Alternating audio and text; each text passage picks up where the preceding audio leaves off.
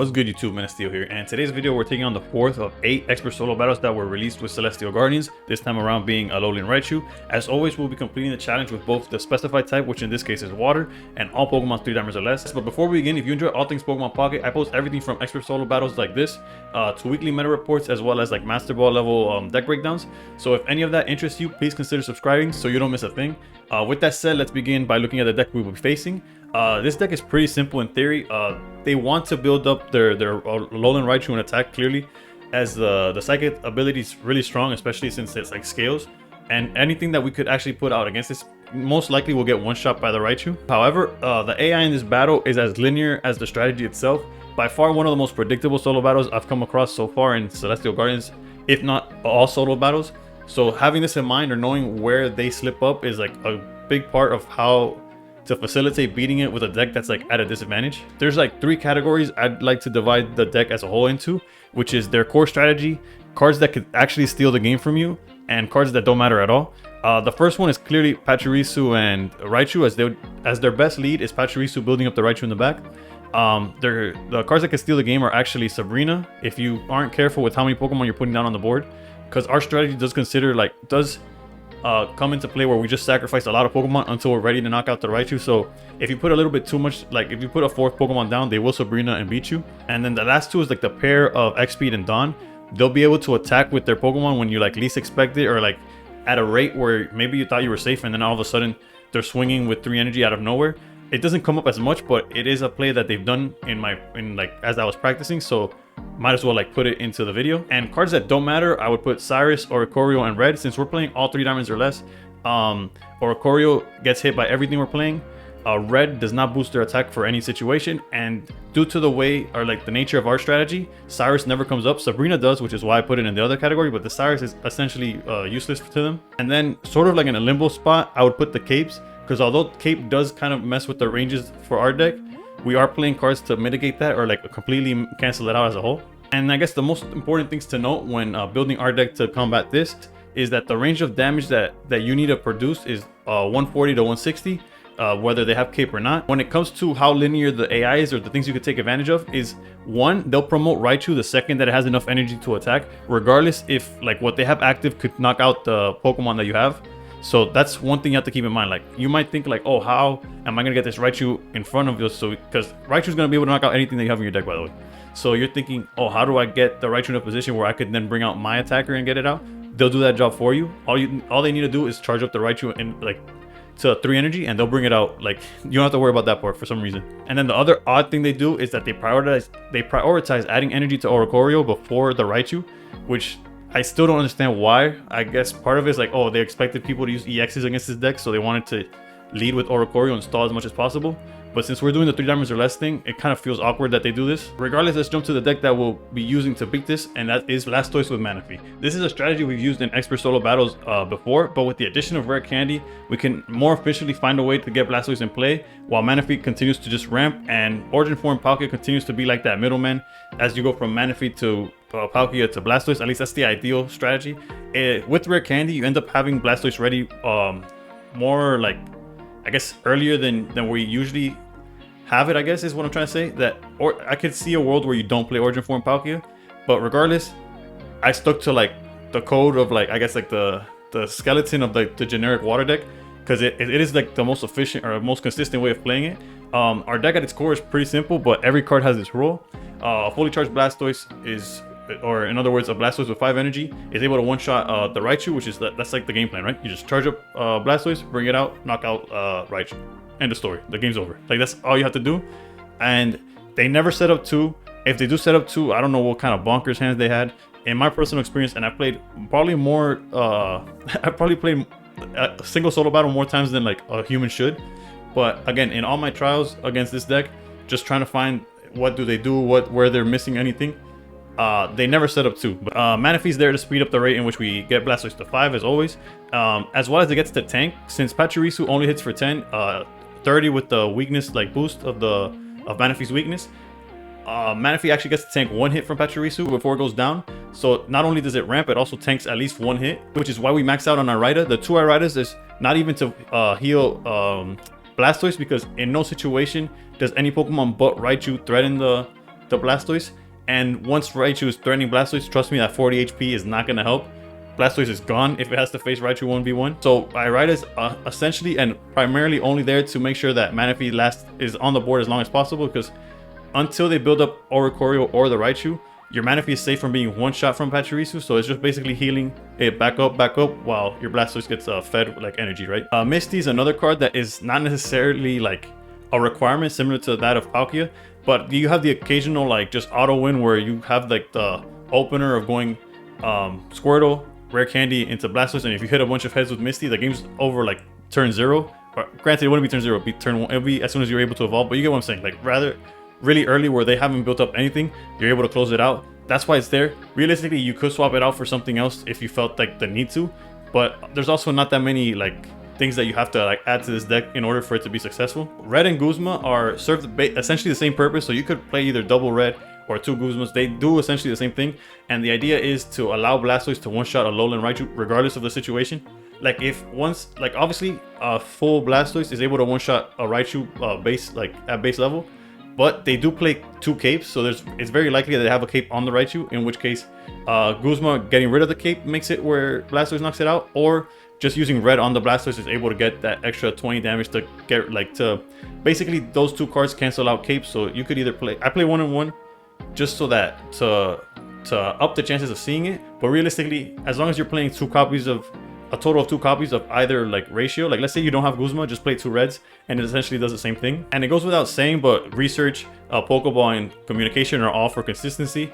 Ultimately, this deck wins as soon as you build up a Blastoise, or as soon as you give a Blastoise 5 energy. And as far as how to draw out that Raichu, I'm pretty sure I mentioned it before, but I started talking a lot and I forget what I did mention and what I didn't. But trust me, and if you stick around for the gameplay, you'll see that as soon as that Raichu gets this 3 energy, whether it's charged by Pachirisu or hard charged in the back line, they'll bring it out and knock out whatever's there. Even if Pachirisu's able to knock out Manaphy, they're like, nope, my Raichu's ready.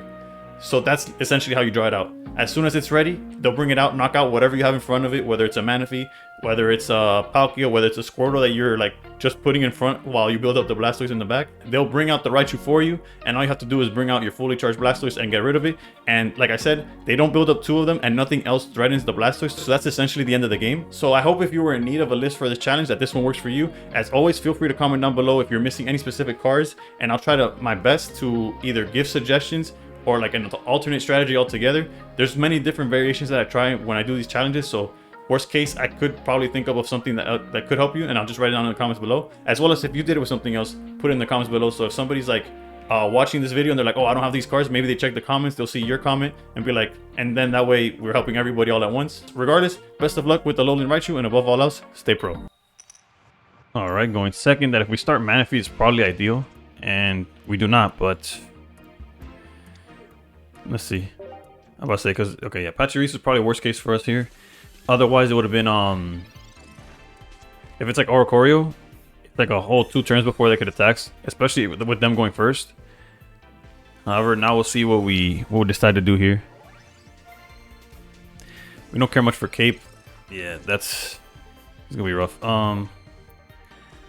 Could go Pokeball here. There's the Manaphy. We could low-key use this turn to put Manaphy up front and preserve the Squirtle.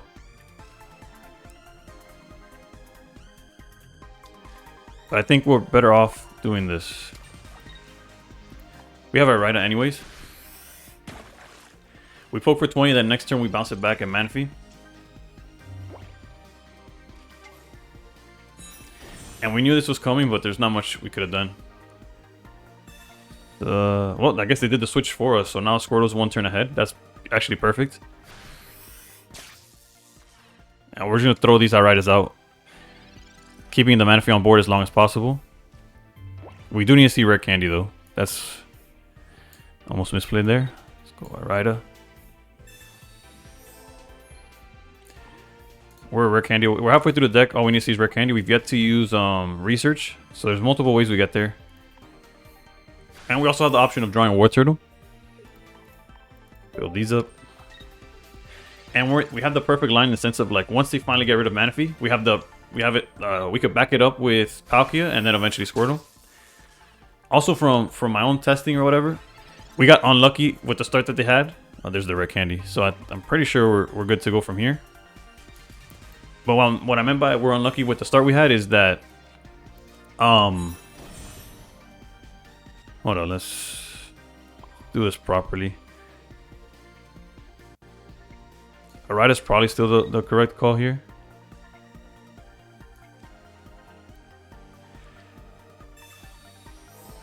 Technically not necessary, but I was trying to say, if they start Oricorio for some reason, they completely like forget that they have a Raichu that could win them the game, and they'll just build up the Oricorios constantly and not even touch the Raichu. When they start Pachirisu, is that they start getting like ignorant with this.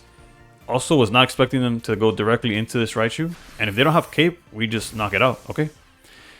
Again, you have to remember that you're going against a computer here. It's not like a player that's thinking like 3 turns ahead or anything. Like they see kill, they take things down. Like they don't see further than, oh, we got the knockout, right? And here we have our knockout. We are playing had they had Cape, we essentially play the Guzma for it. It's same thing with Red. Red would also go cancels out the Cape. Those are the point. Although I probably already said that in the deck profile, but that's the reason for those cards. Regardless, as you see here, the game's over. There's nothing they could do from here. So it's essentially like any... It's similar to the Blastoise deck that I used last season in Ranked. Just you're using non-EX Blastoise, and your opponent isn't like Giratina Darkrai. But yeah, there you go.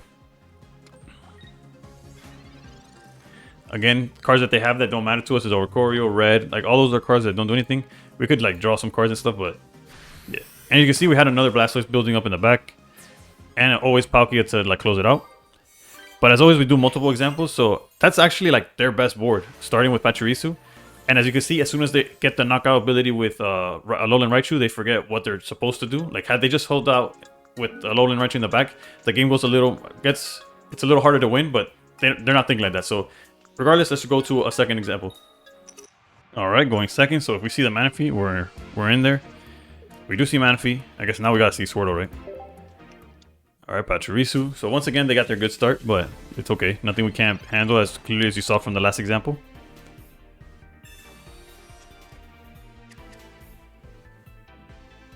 Cape. We do have the Guzman to stop Cape, although we only really care about the one if they Cape their Pikachu. Outside of that, we don't really mind the play. Okay, War Turtle. Let's see here. Okay, we got the Squirtle. I guess since we already have Rare Candy, the War Turtle is not as necessary. So let's see if we could find either Palkia as a second Mon to charge up with Manaphy, or the Blastoise outright. Okay, another Manaphy. I guess that plays around like an early Sabrina. So we'll commit that to the board and just start ramping. So basically, yeah, from this point on, we're essentially a Blastoise from winning the game.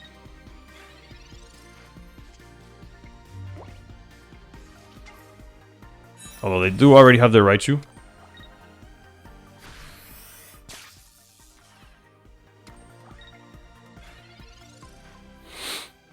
There's the Blastoise. I just realized they used their energy to charge the Pachirisu instead of the Raichu. Interesting to say the least. No reason to give this if them that knockout if we don't have to. However, they do have access to the Cyrus, so there's a chance they get it out. They get the knockout anyways. But regardless, let's ramp up here. The issue here is going to be finding a way to get the Raichu out, like forcing it that they put it out. But okay, I wonder what they Pokeball that they didn't put it down. Yeah, and that Raichu hits us for like a full power Blastoise, right? We're gonna be at like 5 energy, well 4 energy on their turn. That's 4, 120, 180, what 200. So we gotta find a way to bring out that Raichu without us like sacrificing everything, right?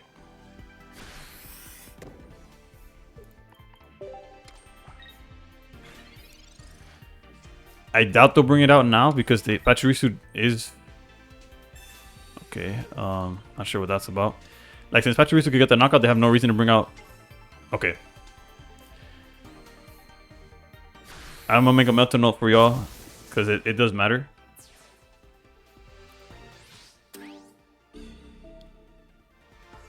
If they see knockout with Raichu, they'll bring it out. That's the way you bait it out with for the Blastoise to be able to knock it out. Had it had Cape, either one of these cards fixes it, whether it's Guzma or Red. But he doesn't have it, so we're fine. Doesn't matter where this energy goes, let's get the knockout. And either Pachirisu, like anything that he pulls up now, gets one-shotted by Blastoise. Even if they have Cyrus, they don't have enough for the 3 points, right? So it's GG's. I honestly didn't know what we were going to do until I saw that, but then this is the perfect example to show y'all exactly what I'm talking about. Yeah, they have the Cyrus. They're going to get the knockout on Manaphy, but not the win. And I'm glad I recorded these before I record the deck profile, so I'm going to make sure that the deck profile says the whole how to bait out Alolan Raichu.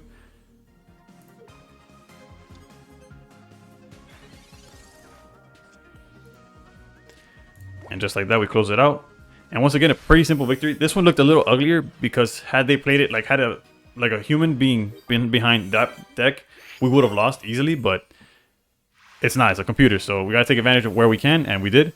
As always, if these videos helped you figure out like a challenge, maybe you were struggling with this challenge, or you just find anything Pokemon fucking entertaining, we post all of that in this channel, from these expert solo battle guides to meta reports to Master Ball level like deck breakdowns. And if any of that is of interest to you, please consider subscribing. We just hit 400 and we're getting every day closer to 500, which is like still crazy to me.